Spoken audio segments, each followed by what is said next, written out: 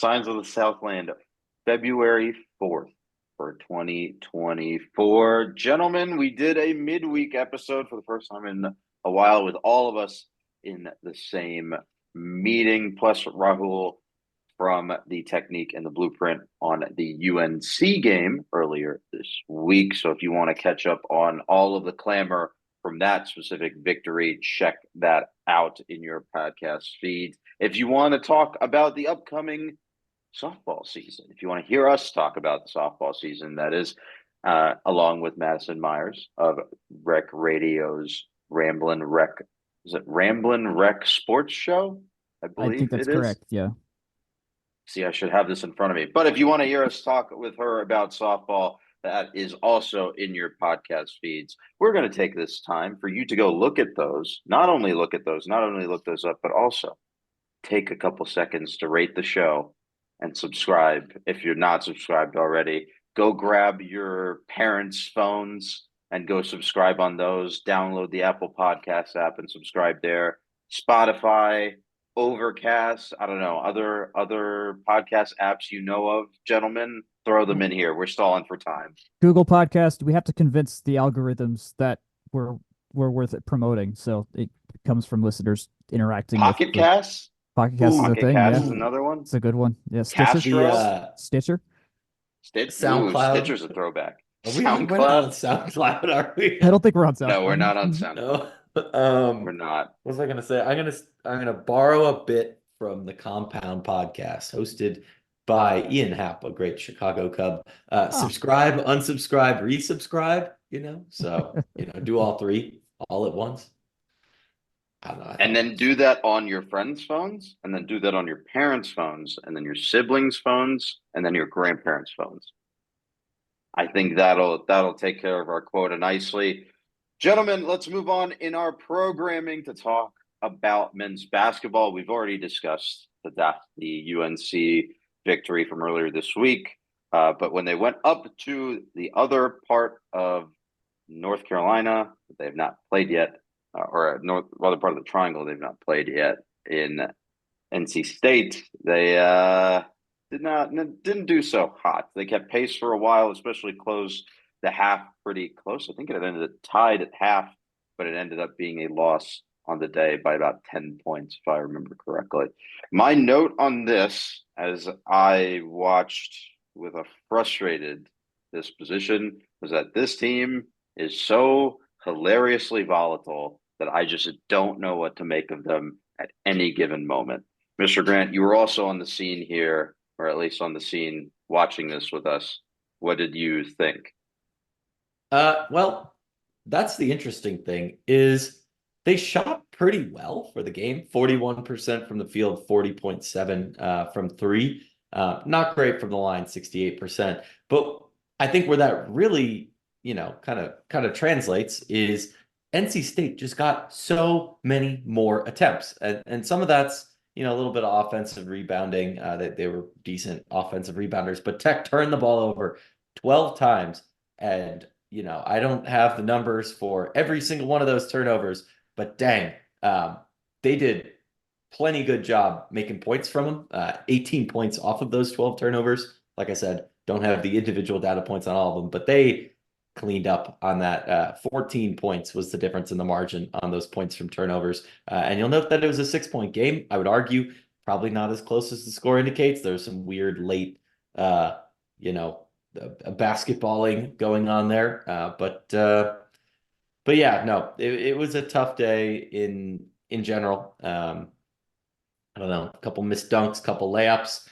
This team's just, I would say, not quite good enough to have all of those things not click, whether it's free throws, turnovers, multiple players in foul trouble early, including Bayandungo fouling out, as well as Tafara Gapare.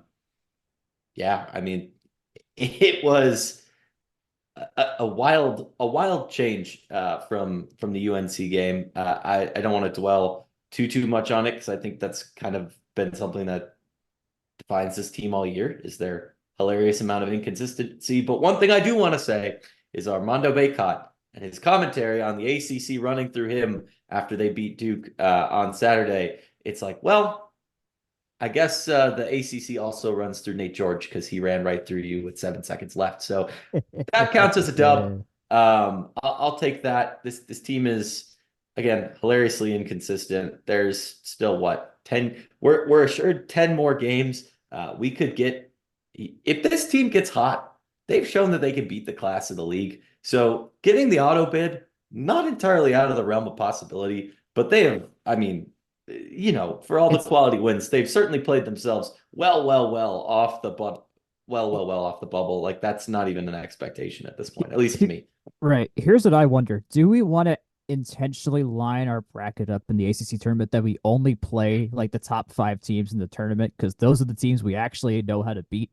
But when it comes to everybody else, this is mostly a meme strategy. No, But no, no, no. Make your own little pod and just play North Carolina and Duke right. at And Clemson. And McCamish Clemson. And Clemson. repeatedly. Exactly. Oh, Exactly. and Clemson. Yeah, yeah, yeah. Go back to COVID Only those protocol. teams. No one Go back. else. Go back to COVID protocols. Become the host of the tournament, and then pot it up. Yeah, that'd be. No, I mean, I think you're right though. Like, there's the large volatility isn't great on a season long stretch, but if you time it up right, that might get you at least further into the tournament than you think you're gonna get. I don't think. I think we're still too volatile to even like string Oh yeah. together three Oh enough yeah. wins to win the ACC tournament. But yeah, you never know. I mean, we kind of would like. I would like a few more just to not have like a bottom seeding and have to play those first games.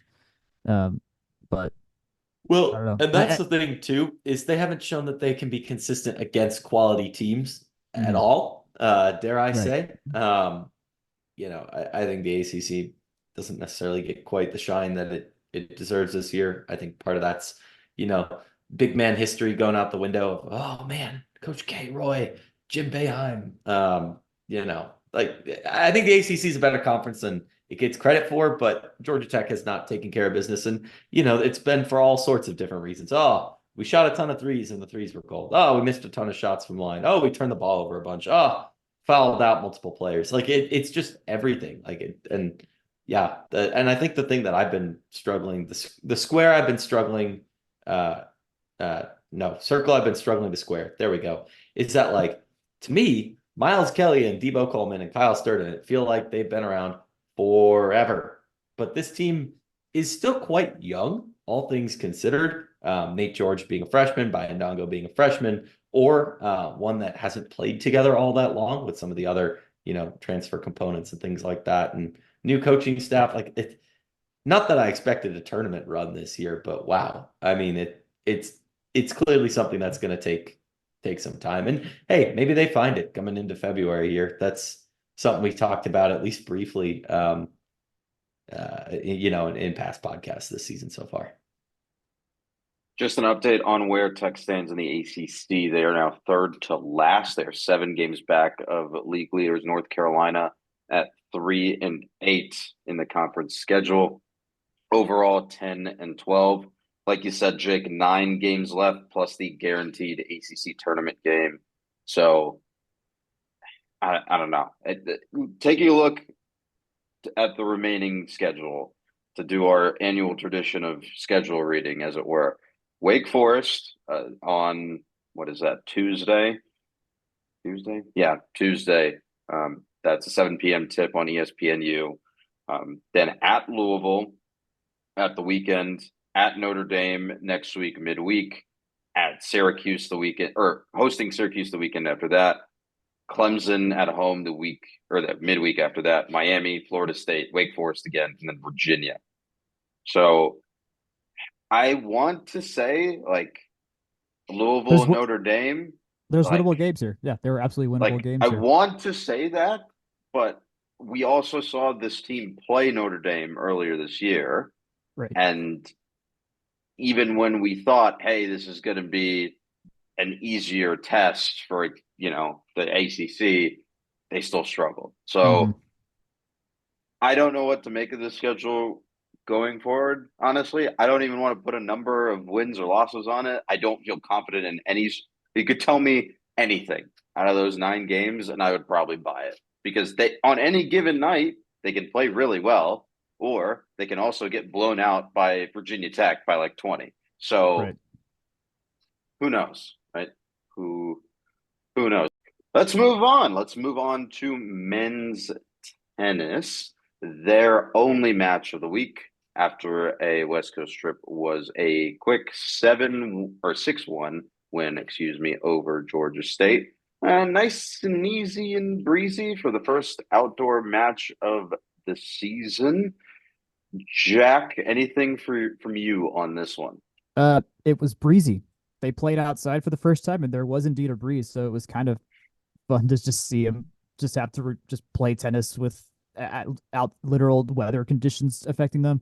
It was a fantastic day to sit outside though, because it was like 61 degrees. There was not a cloud in sight. It's kind of the best situation to ever go to Ken Byers and watch tennis there. So I was very glad I got to see them play. They look good though. I am becoming more and more of a fan of Keshav Chopra every time I see him play. That man just grinds points out really well.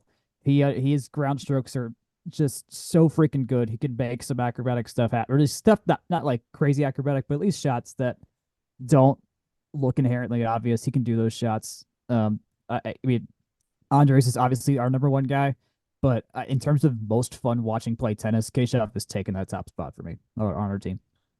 Oh yeah, and he plays with passion too. I mean, it's just exciting to watch him play. Like the energy is always very high.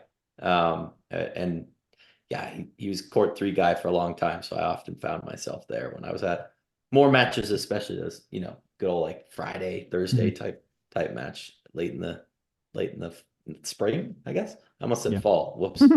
But definitely not in the fall. Just to read out some scores before you go, I just want to make sure we get the scores on record. Andres Martin, or let's start with the doubles. Chopper McDaniel defeated State 6-3. Biagatti and Martin defeated State 6-4. And then on court 3, Tech lost to State. That would be Aurora and Sakdev lost to State 6-1. Martin won in straight sets in singles. Chopra also straight sets. State on court 3 beat McDaniel 7-5, 4-6, 13-11. So that's 2 tiebreakers in there. Court 4, Richard Biagatti took care of business in straight sets. Aurora also in straight sets, and Shakri on court 6 also in straight sets. So easy, definitely the word to describe this. Jake, sorry for interrupting, but your turn now. Yeah, no worries. I was going to say easy breezy against State is a breath of fresh air, to be honest. This is a team that we've played a little close for a long time. So definitely very pleasing to see them, handle some business. I think that's, a logical step and something that's really refreshing to see. Team's quietly 7-1. Granted, that's not against any ranked competition. Alabama and Pepperdine probably the 2 best teams they've seen so far. But 7-1, stacking up some wins. That's kind of how we prognosticated the preseason or the non-con season, is it not, gents? That feels about how most of our teams on campus should do in non-con, just in general. Well, I mean, but then again, you do have, and we're not to women's tennis yet. They play a brutal non-con slate. I mean, it's for them to stack up wins. That would be quite different when you're playing many ranked teams and going to ITAs. I think the men's team has accomplished the mission set in front of them, if that is a fair way to put that. Yeah, I'd say so far. 3 games left in that non-con slate, by the way. Tuesday, they'll go up to Athens for Clean Old Fashioned Hate Men's Tennis Edition. That's a 2 p.m. first serve. And then they'll be off for just about 3 weeks, or 2 weeks, excuse me. Then they'll play UNC Wilmington at home. That's an 11 p.m. first serve on Saturday, February 24th. They'll also make that a doubleheader with Mercer coming to town later that day at 4 p.m. And then after that, in March, that's when the ACC slate starts. So a couple more games here to sort of get in the mix, get that competitive level high, and then the work starts of a gauntlet of an ACC slate, as it usually is. So interested to see how they're gonna do this year. I think this is kind of I don't know if it's a make it or break it year, but we've been talking about this team being at the precipice for so many years now, and maybe this is the year after they build this confidence with this non-con slate. Maybe this is the year they make that jump and back into the tournament field. That'd be great. I don't know. That would be fantastic. Non-con time is still the time for hope. They've got the seniors to do it. So, Sounds good to me. Let's move over to the tennis team, ranked 20th in the latest poll. They had a busy week. They started off against Georgia State as well. I think that was a 7-0 sweep, and dropped a match to South Carolina before picking up a big win versus Northwestern earlier today. A bit of a mixed bag in terms of results, but there's a quality win in there against Northwestern, who's pretty consistent. Pretty consistently top in the nation. Anyone have concrete thoughts about how this weekend went? Yeah, I've got a couple. I will say, I think we're 23, by the way. But I mean, Georgia State got to win that one, kind of like we were talking about with the men. South Carolina, pretty notable there. But I think my point on the non-con from the men really rings true for the women as well. Is it's just a different beast, right? South Carolina, Northwestern, not necessarily ranked, but teams that are in the thick of it. NCAA qualifiers or even hosts. Not necessarily every year, but a lot of years they'll peak up and get there. I think a 2-in-1 week is about as much as you can ask for from this team. They're kind of in an interesting spot, and should be enough to, dare I say, hold serve coming into a pretty interesting week of non-con coming up.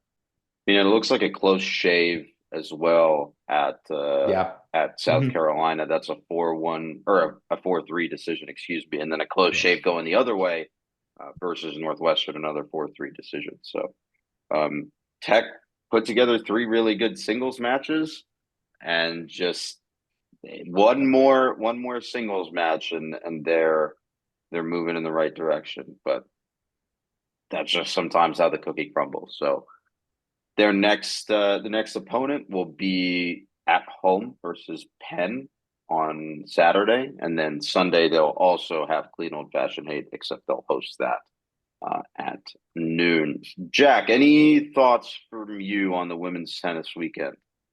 Not really the stuff I did not catch, but I mean, a close loss is certainly better than a non-close loss. I mean, the ones outside of that seems like marginal progress from just how badly things were going when they were playing on the road in Michigan and elsewhere for ITAs. So that's, I guess, a step up that we're not in matches we're losing. We're not getting absolutely trounced in right now. Fair enough. We'll be back to talk about women's basketball, softball, and a bundle of other stuff after this short break. Yes, as always, this podcast and this site are brought to you in part by Section 103. As always, take a look at their stuff. 10% off using code FTRS. I almost always forget to work that into the ad read, so doing that first. But as always, they have exclusive, comfortable, and delightful, dare I say, Georgia Tech apparel, white, gold, navy, even some great stuff in there too. But always happy to talk about the fine stuff they're putting out, including, and dare I say, ours truly, Miles Kelly, NIL t-shirts, supporting him, and as well as other current Tech athletes. Always something to keep on the mind in this day and age of college athletics, and it's great to see, a place where we can get very high quality, and I don't say that lightly, Georgia Tech apparel for ways to support our student athletes on the flats. Welcome back to Signs of the Southland for February 4th. Let's talk about women's basketball, but maybe we skip the game versus Notre Dame, huh, Jack? Maybe. Yeah, that was the worst game I have seen this team play in person. I have covered them for 3 years. They did lose a game by 41 points last year. This was only a 38-point loss, but it had a thing that I checked with Kurt Hoyt on the radio about this too. They let Notre Dame score 26 straight points against them. over the span of about 10 and a half minutes, which if you know how the game is divided by quarters, you know that the quarters are 10 minutes long. So Tech didn't score a basket for over a quarter. And that pretty much did him in. That was about it. It just what Nell put it. It's just the night where the bottom fell out. You think you're ready to go, and then it, and then in about 8 minutes, you are clearly not. And so that's how that played out. They did win the fourth quarter, but literally the entire second half was garbage time. So nothing nothing good about that at all. Caleb Blackshear was back from injury, so like we were full strength, and still stuff like that happens. And also the bad part is that Notre Dame wasn't even at full strength. They had 5 players out. Thing, yeah, yeah. Yeah, I think the final score here, 85-48. And my response to seeing that final score was the gif of Taylor Twelman after the U.S. got eliminated from World Cup qualification in 2018, screaming on SportsCenter, "What are we doing?" Because that, I think, is kind of how I feel about this team. It's weird because especially after this Wake Forest game today, in which they won by 3, and we'll get to that in a minute. They're what, 5 games above 500? Yeah, they Yes, did well some in of non-con, those, but yeah, still. and some of those games are against like definitely not the best quality teams. Like Wake Yep. Forest is 0-9. Again, we'll talk about it, but 0-9 in conference, excuse me. But it's a similar problem to the men where there's that level of volatility, but it's like at a lower gear. You know, the highs aren't as high, and Right. maybe the Yeah. lows aren't as low, but They've it's curtailed, yeah. still up They've and curtailed, down, up and down, up and down. yeah, they've curtailed the edges of the volatility at least a little bit. But it's sadly they've curtailed both the top end and the bottom end of that, where they're not generally good enough and they don't have the floor general to like take over games and just have someone just beat a team with on their own. But then they're good enough to also just not to not lose to teams like Wake Forest like they should. Yeah, Wake Forest is 0-10 in ACC play after that game, 4-18 overall. And it was a close shave. I think this kind of feeds our point, right? Only winning by 3 against a team that is demonstrably bad in conference. And obviously, you know, being the stats guy, I have to mention, like, maybe some of that is due to luck, some shots not falling. Maybe some of those are close games. I haven't looked at Wake Forest's schedule outright to say if they're lucky or unlucky, but still, if Wake Forest is the team that their record and some of the parts of this game said that they were, this is not a safe result, right? I'm looking at the scores now, and the record absolutely reflects. The scores absolutely reflect their record. Like this is the closest game they have played in about 3 weeks, where they also lost by 3 to Boston College. But they've been losing by like 20 to 30 points a game. Yeah, and that's versus ACC competition, right? It's the exact same teams that Tech is playing, and yes, the ACC I think has gotten better at the top end, and there are a lot more teams at the top end, and I can see Jake. This team was so close to 40, not 48 months ago, 24 months ago, and I don't know if it's necessarily the lack of a big center or what, but I just can't let them. I don't want to say let them off the hook because that's not the right word for it, but this team is talented. Like Carrot Dunn, Caleb Blackshear, Tony Morgan. That's the start of a great core. Rusne Gustanate. Like those are good, high quality players that you've identified and brought into your system.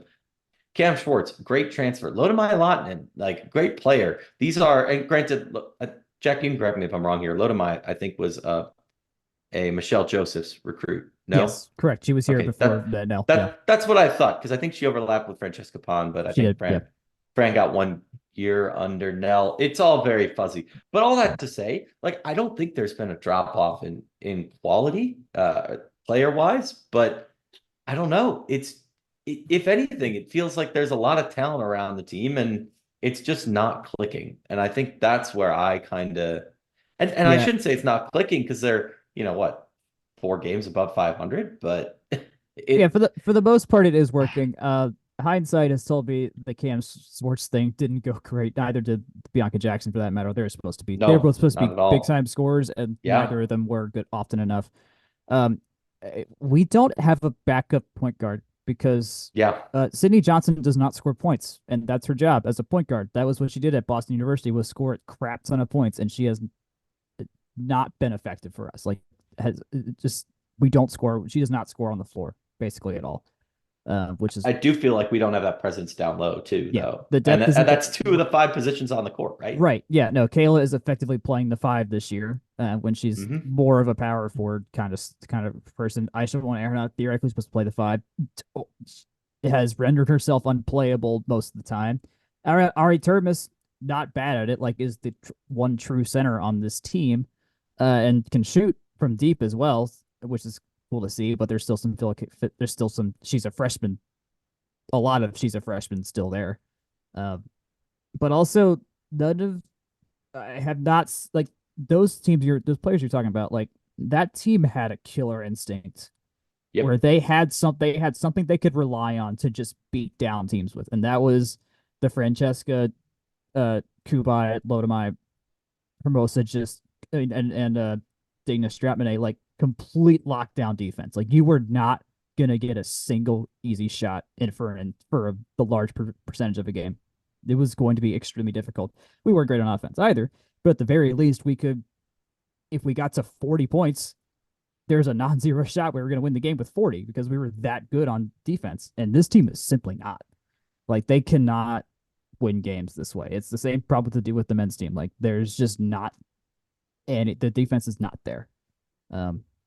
So, and I think Tony's just a sophomore. I'm still giving her the benefit of the doubt here, but next season we have to see her as a upperclassman truly be a lockdown scorer for us, or be the floor general we need, because right now we don't have that floor general. Kara Dunn may score the most points for us, but she's kind of like a Klay Thompson, like obviously 1B here, and just is the shooter, not the dribble down to the lane kind of stuff. So, yeah, there's work to be done. There's absolutely work to be done here. A lot of work to be done here. So, they're middle of the pack in the ACC still.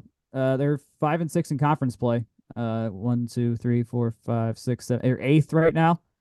So in terms of where they are in the ACC at this time compared to last year, they are better. So we can't say There's some not progress, but it's unknown, like what the delta is, I guess. Yeah. I'm not sure how much better this. They are better than last year. But they have to fill in the rest of the roster next year. The transfers have not hit for the most part since Digna Strapane. I think the thing that that was a 1-year rental type right deal too. Yeah, I guess Sarah Bates would be more the real person you'd say there. And yeah, that was a 3 years of that. I think the thing that bothers me with this team, and I guess the men to be as well, is that we have like, I think the last 4 or 5 weeks, even in weeks that they've won games, we've had the exact same conversation about both teams, right? That they're young, they're raw. This isn't the final form, like, and men, maybe you can give them a pass just because new, like first year, new coach. Oh yeah, no, I give them much cetera. more of a pass. Everything is new about that team. Like With the women, because of and I think Jake, you said this earlier, you don't want to let them off the hook. That being a bad metaphor notwithstanding, but like I want to see them turn that corner, right? I've been waiting for them to turn that corner, and every week that we have the same discussion about their weaknesses and continuing to see those weaknesses on display, I am more frustrated, I think. Maybe that's just my expectations haven't been properly reset. Maybe it's just my priors are set so high because of what we've seen this team do in tournament play in recent memory, and I haven't adjusted down. But I think I want them to turn the corner, and I think every week that I don't see it, it's just a little bit more like my frustration meter goes up, and I guess we'll see Yep. what next week brings. I mean, their first game next week is on Thursday versus Syracuse. That's a 7 p.m. tip. Syracuse is a team that 2 years ago, that's where Dina Stratman came from. That roster Yep. completely imploded after a scandal over there. We didn't really talk about the fact that Syracuse had multiple women's sports implode completely in like a 2-year span ever. But that's something that really did happen. Like, Yeah. That is Yeah. something that did happen. And I want to also mention the upshot of that. This Syracuse women's basketball team right now is actually like decent. they're good. Decent, if not good, like 100% good. They're 18 And and that's 4. a 2-year rebuild. Yeah, they're right? 18-4, fourth in the ACC right now at 8-3. Yeah, they're doing things right. They're 11-1 at home, which all the best teams in the ACC right now are solid at home. I was looking at the schedule and the standings. We have not beaten a single team that's ahead of us in the ACC. We've only beaten teams that are below us in the ACC so far, and we have about half and half ish of our games left in that category. So our Syracuse game that's next, they are obviously above us, and then our next home game is Miami. They are below us. They are right below us at 4-6 in the ACC.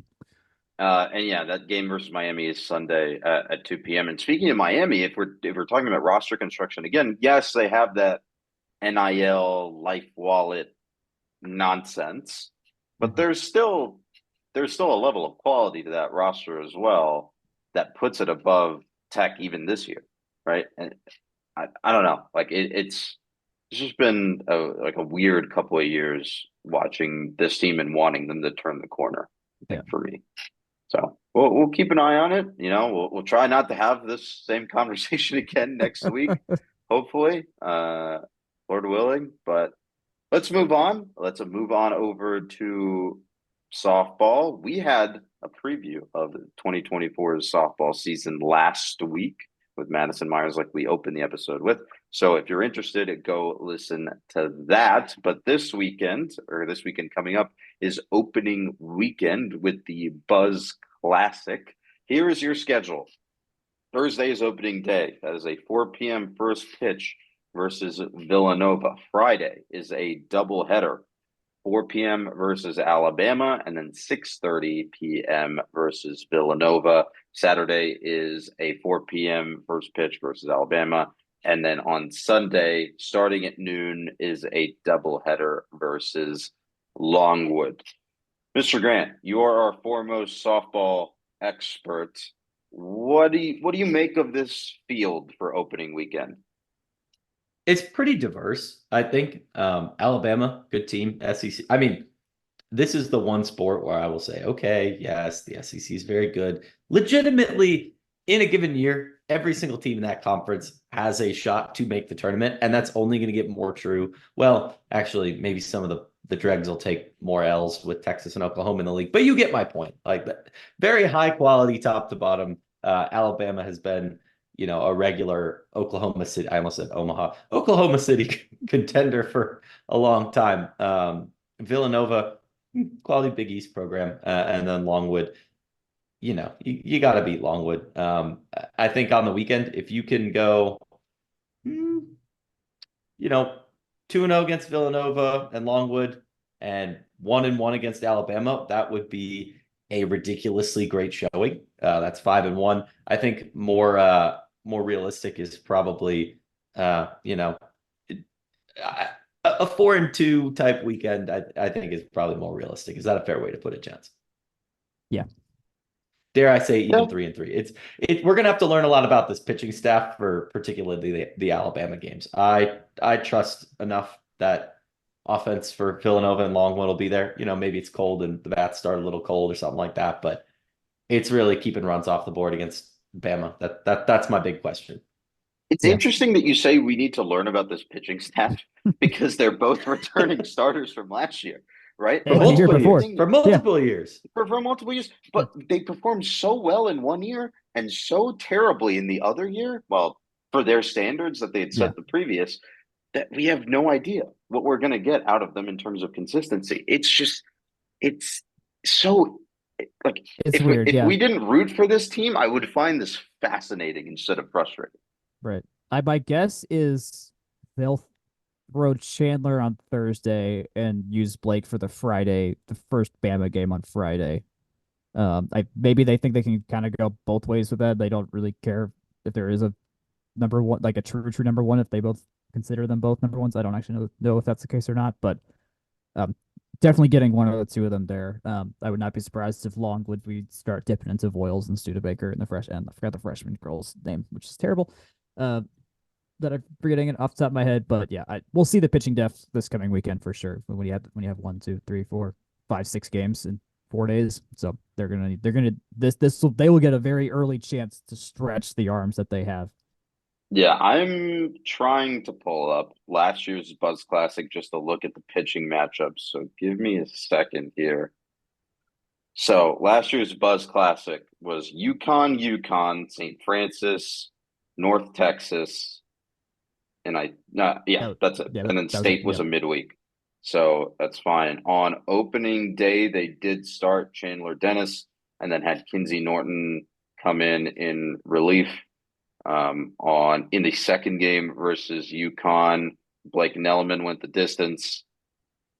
And then let's see. I'm opening each of these box scores up one by one. You can hear my voice stalling. Chandler Dennis again for game 3, and then Blake Nelliman and Kinsey Norton for game 4. Excuse me. Yeah. So they'll do some rotation. I just don't know how much, I think is the way to put it. Right. And I think the Achilles heel of this team has consistently been, well, one, it's been pitching consistency, but let's say that Dennis and Nelliman are back to 2022 form, then it becomes who becomes the third starter that's trustworthy. Yeah. And that is And I still a think question mark to me. Even then, it's not necessarily getting a third reliable lights out starter in there. It's just a fireman type arm, or like, not necessarily closer, because we don't necessarily see a closer in every game. I think the biggest question for me is one of those 1 or 2 arms just out of the bullpen in so far that you don't have to throw Dennis on a day that Nelliman is pitching and vice versa, and you can be relatively confident. I think that's how I would frame it. Maybe it does turn into a third starter type situation, but I don't know. I think having 1, 2, and then a fireman type reliever, a la the Terry Busey when he was super effective last year for baseball, if you will, Mm-hmm. Yep. or get your 1 inning out of Tristan English. You can find this everywhere in baseball, softball, you name it. But I think that's kind of where my brain's at. I'll be curious if Boyles or Norton makes a leap. Yeah, for the most part, because they're the next most experienced there, who have got plenty of innings in the past, but to some not to some peril, but to some much closer eyes, because you kind of had to be careful when you did throw them in a game to make sure it wasn't going to cost you. So that elevating to past that fear would be so nice. I'm going to ask both of you to make a hot take here. Mm-hmm. Jake, I'm going to start with you. What is your hot take on this team if they go 2-0 versus number 14 Alabama on this weekend? I think my hot take there is that they could drop an 0-6 or 0-7 in Clearwater and still be in the too early tournament field if they go 2-0 against Bama. Is that bold? I think that's bold. That's pretty bold. Jack, what say you? If that happened, my guess would be that Bama was not truly the number 14 team in the country. Yeah. That's more what I would believe. Yeah. I would if we like beat the crap out of them, like I'd be like, okay, maybe this offense is worth something that could make you a frisky. But yeah, I mean, yeah, I think I think that's it. It's just that okay. I would be even more cautious ecstatic if we win both those games, but then at the same time, absolutely not banking on anything for those games when we get to Clearwater. Clearwater is a terrifying prospect for me to think about. So let's wrap up with a couple more news and notes across the board. Football has hired another defensive backs coach that will finish Brent Key's defensive infinity gauntlet.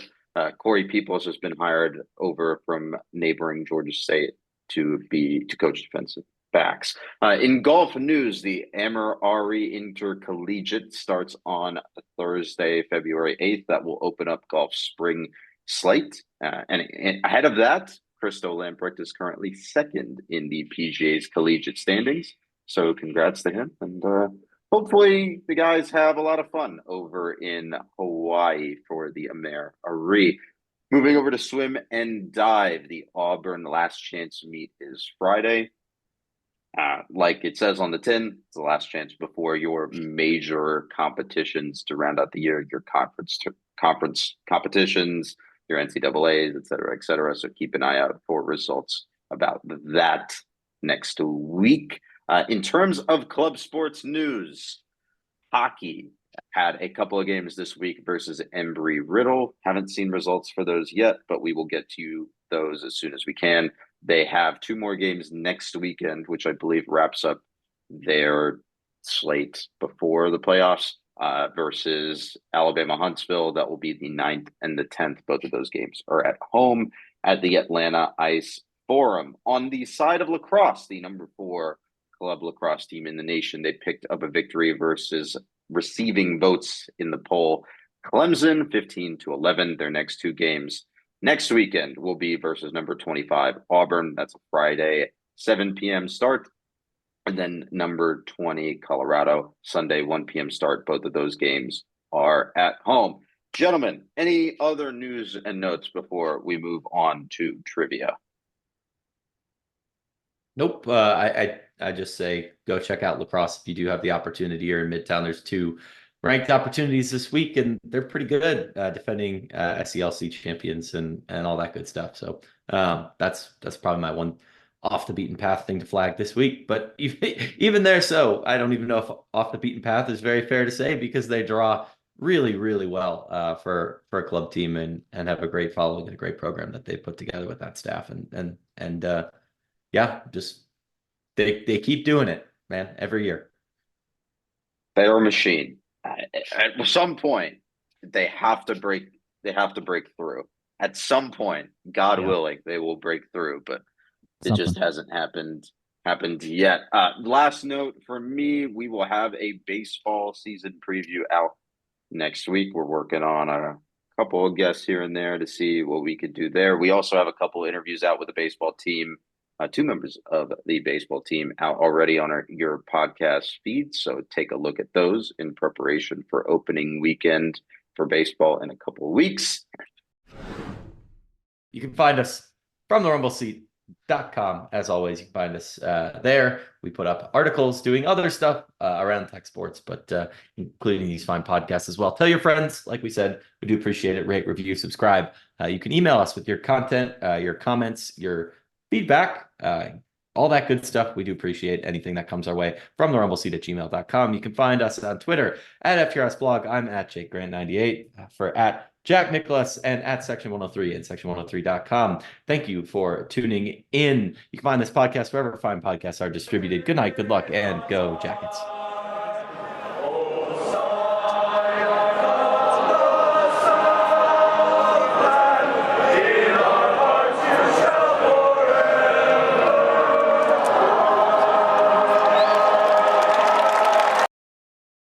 Gentlemen, let's move on to trivia. Mr. Grant, what say you for this week? So Jack and I were talking before we hit record about how today was kind of a gray Sunday. And I was like, you know what? I'm curious. And I was first going to do Sundays only, but then I realized that was kind of a silly small sample size since men's basketball and football essentially never play on Sundays. So I opened up the Saturday as well. And I'm curious who you all think Georgia Tech's weekend warriors are. Out of all the Georgia Tech sports teams, who would be the best on a weekend, out of the 8 that we have in our sample size? Football. Really? Close, but no cigar. Really, it's not interesting because they do play a lot of weekend games. It is football. I thought it was just the sheer number of wins over the sheer number of years was just going to be enough, but okay. Nope. There's 2 teams above them. How's that? Oh, okay. So My gut instinct on this one was baseball. Well, your gut instinct would be right. Yeah, it's been around just as long, and they play games over the weekend. They play 2 more games usually on the weekend. So more opportunities, similar win percentage. But the wild thing is, so baseball 608 all time on the weekend, volleyball 599, football 589. Baseball is actually a 608 overall as well. So no bump one way or the other over the weekend. Men's basketball takes the biggest bump downwards when comparing the weekends to the middle of the week. They are 0.037 worse. So all of these are pretty close in there. I thought there might be some more divergence there. The plus side, not too much in the plus direction. Football is slightly better on weekends than weekdays. I think that probably has some combination of never having FCS games or G5 games on weekdays, playing big bowl games or big start of the season events on weekdays, things like that. But yeah, no, I thought it was interesting. I thought maybe we'd see a little bit more divergence there. Of note, like I said, men's basketball does have the biggest difference between all games and the weekends. But I also took this sample size by coach because I thought that would be kind of interesting who our weekend warrior coaches were. Do you have a guess? And this is not weighted for number of games played, though I do have that as well. But just off the top of your head, who do you think has the biggest bump in playing weekend games versus weekday games? I did clean out coaches that only coached a bowl game for football, but yeah, I didn't weight based on total sample size for this. You're telling me John Tenuta wouldn't show up in the sample? How dare you? John Tenuta, I think, was 0 for 0, which matches his all-time record, but I can't remember about that one. Maybe he wasn't. I didn't blaspheme John Tenuta. He was 0 and 1. So womp womp. So any guesses? coaches across all sports that are best on the weekend. Unweighted by sample size for the most interesting one. Unweighted by sample size. Danny Hall? Oh, no, okay. No, because he would be worse over time. Well, that's right. He'd be I worse was going to say, weighted by sample size, Danny Hall is the fifth most better on weekdays than weekends, which makes sense because in the modern baseball schedule, you play your cupcakes Tuesday and Wednesday. Okay. Unweighted by sample size. This is doing a lot of work for us here. Yeah, I think you're just going to have to give it to us. You guys are going to be so mad at me when I tell you who this is. All right. So, okay, I'm going to just start spitting out fun facts about this guy. And if you can guess, that would be delightful. He currently does have a city / major municipality of some sort in Missouri named after him. I believe he was Governor General of the Philippines. Governor General of the Philippines. He already, I believe, had a doctorate from Harvard before enrolling at Georgia Tech. Trebek, these Jeopardy questions are not answerable. Oh, they're very answerable. He was player coach for this team. He coached for one season. And we had a lot of those. This is the guy that beat Georgia for the first time, whose name I can't remember, who has like 2 initials and then an actual last name. Lieutenant Leonard Wood has the biggest differential between do not know who this man is. You don't know who Leonard Wood is. I think he had I got the you got there. He served in the Spanish-American War and all that.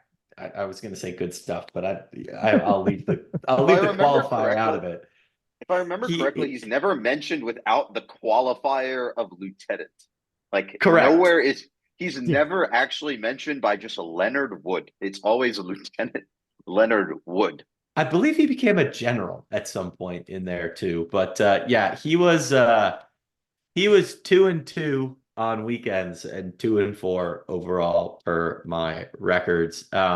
Also up there, this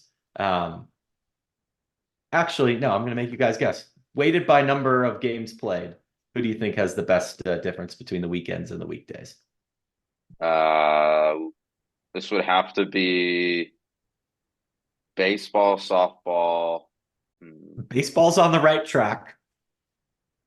So it's either Danny or Nope.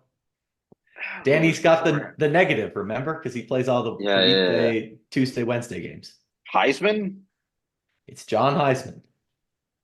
Weighted by the number of games coached, John Heisman has the biggest differential between weekend and all games. And I believe that is likely due to coaching football on the weekends and a very terrible Georgia Tech basketball team in 1908 on the weekday. Well, not just 1908, but you get the idea. Also of note, Bobby Dodd scores very well, I think for similar reasons, as well as Kid Clay, who are all involved in multiple sports, with the better ones playing more weekend games. Kenny Thorne finishes fourth in this metric, current men's tennis coach. Earl Botrell, also a former tennis coach. And then Paul Johnson, sixth on that list. So, do these stats mean anything? Probably not. But yeah, I thought they were pretty interesting. At least something to talk about, and for me to make you guys writhe in the wind about ancient army generals and lieutenants. So that was fun. Look, I've just looked up Leonard Wood on Wikipedia. I was honestly kind of shocked that he had a Wikipedia page, but now I'm immensely curious. Let's talk about his titles. Governor General of Cuba immediately after the Spanish-American War. Governor of Moro Province, which is basically the first governor of Moro Province, which is basically the southern half of the Philippines. Chief of Staff of the U.S. Army immediately before World War One, and then Governor General of the Philippines after World War One. Just an incredible life. He was. Let's see. There was one more thing. Chief of Staff too. Yeah. Chief of Staff of the Army. He was personal physician to Presidents Grover Cleveland and William McKinley through 1898. Immediately before he was Governor General of Cuba. This guy has done everything. Yeah, pretty much. That's why it was interesting trivia. Fascinating life to have lived. Oh, and he had a 1920 presidential campaign. He also received the Medal of Honor for his service in I believe the Wars of the West. Yeah. Guys, I'm sorry. I lost track about 8 minutes ago before the history lesson. No. Last thing. Is this HCS 2015 or something? That class was fun, but this fact might be better. He's had a, let's see, in 1910, he had a benign meningioma, which brain tumor, to put it in non-medical terms. He was at, like the first successful removal of a brain tumor. No, he was a successful remover of a brain tumor, and it represented a personal or an important milestone in the, at that time, nascent field of neurosurgery. Extended his life by almost 2 decades, and got his brain held at the Yale University of Medicine as part of a historic collection. Yeah. Insane individual. I will say one other thing. Individual. I will say one other thing. I've seen other sources cite his record as 2-1-1. I base my records off of what I find in the media guide. So, sources may differ. It happened in 1892. All of this is just a way for me to talk about Leonard Wood. Oh, yeah. And he got his portrait painted by John Singer Sargent, which is, one of the most iconic American artists to ever have lived, right? I mean, Is this going to be on the test? Sure. I can make a test. No. He will actually make a test. He did when we were in Rec Club. I did have to take a test made by this guy. Oh, it was not fun. Let me tell you. That was fun. That was fun for me. If our listeners would like to take the Science of the Southland or to take history exam, over the summer? When Don't get him started. I swear he will actually make we will one have and you on the actually put it podcast online. and record the question and answering session. Maybe we won't do that. We won't do that. Terrifying. I do recommend Apocalypse Sports Trivia for all your sports trivia needs, though. One last thing. Can I read out the chant from 1893 football team that There's they more would in yell this at lecture? games? Oh my God. Hold on. Can I read it first before you do, The so I hell can is this determine if episode it's turning into? appropriate for audio? No, it is. It is. It's just so stupid. Okay, hit me with it. Techity tech, who Rex, boom rah, Georgia. That was the chant. That was You're what they telling did me for this his team. podcast could have been called Techity Tech the whole time? Yeah, pretty much. Innovation Oh in my chants God. has simply just not occurred. This has never occurred. God. Yeah, Wow. good old the Georgia Tech Techs. I believe as Stephen, they if are you're referred. listening, I request the Techity Tech shirt immediately, please.